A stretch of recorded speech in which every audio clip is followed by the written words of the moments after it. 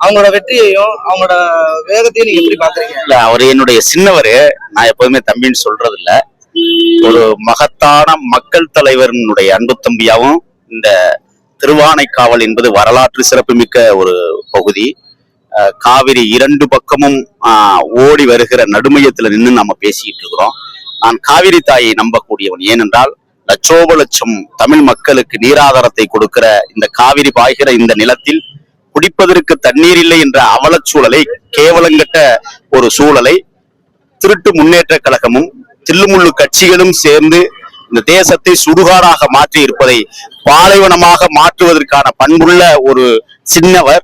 அவர் இன்றைக்கு களத்திற்கு வந்திருக்கிறார். அவருக்கு ஆதரவு கரம் நீட்டுவதற்காக என்னுடைய இளையவர் மணியும் நானும் சென்னையிலிருந்து வந்திருக்கிறோம் என்றால், அவர் எங்கள் மீது வைத்திருக்கிற பாசமும் அவர் மீது நாங்கள் வைத்திருக்கிற பாசமும், இப்ப சொல்றேன், பணத்திற்கும் குணத்திற்கும் நடைபெறுகிற